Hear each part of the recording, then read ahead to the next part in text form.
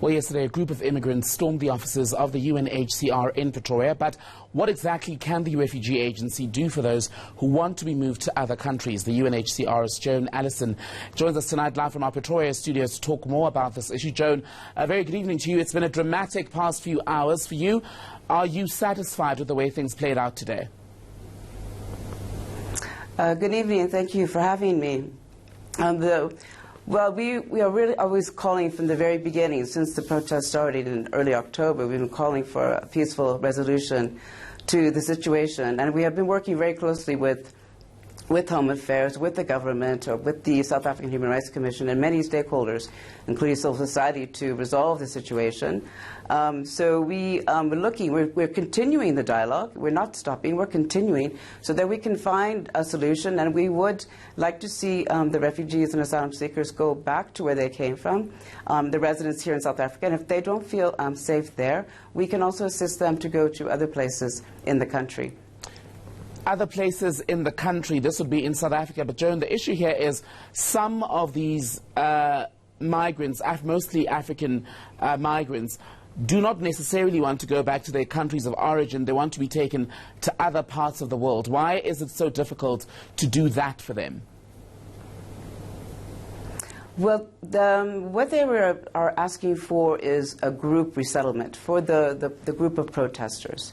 UNHCR does do resettlement. That is one of the durable solutions for all refugees. That's one. Another one is voluntary repatriation. You just mentioned that. Voluntary repatriation is they go back to where the country that they come from.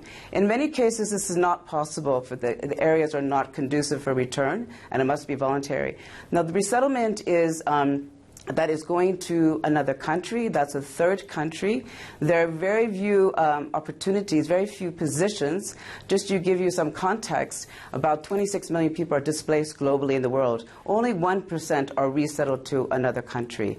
It is a durable solution, but only for a very few people. We do resettlement in South Africa. We have been doing it, and we will continue to do it, but on an individual case-by-case basis, and only for those who really have very serious protection concerns. But as I said, there are only a few people who can go, because there is voluntary repatriation, and the other solution is a local integration. And in South Africa, there is a policy of inclusion, which is essentially a local integration. That is also a possibility or another option. But this request and this camping out outside your offices, if you can call it that, by this group of African migrants has been going on since early October. We're now in mid-November. How long will it take until a proper resolution is reached and those who want to go out of the country are sent that way, and those who perhaps might wish to be resettled in parts of South Africa are assisted? I think the most important thing is that we continue the dialogue, and especially if it's a constructive dialogue. Everybody who's involved needs to be involved in that and speak their mind and come with solutions.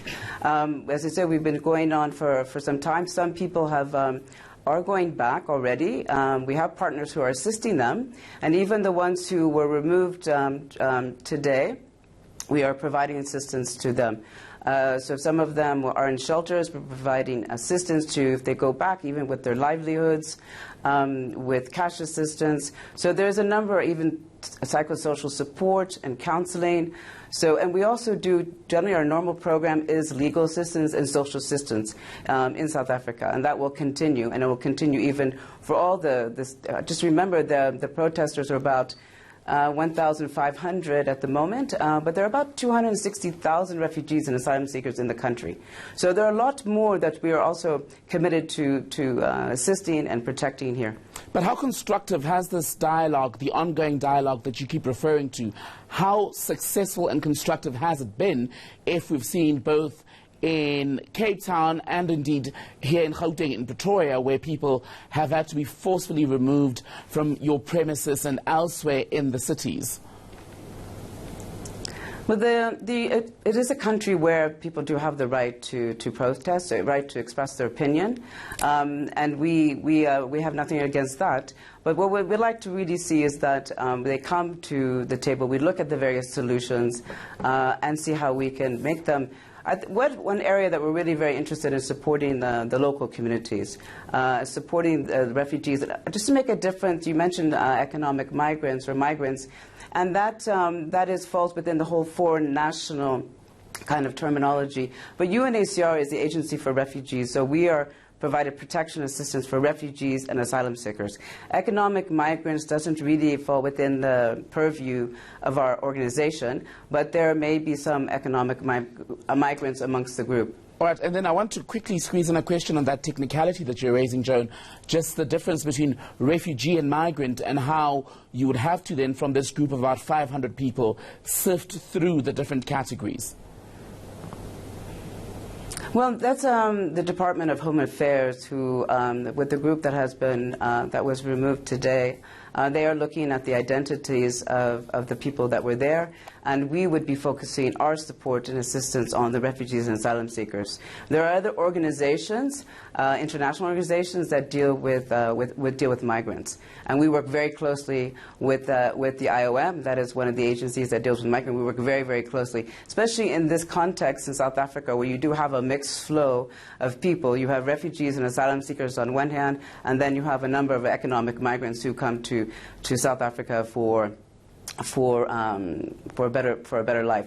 Whereas you may know, refugees and asylum seekers fleeing persecution and human rights violations. So they are moving for a different reason. Joan Allison from the UNHCR, thank you so much for your time tonight.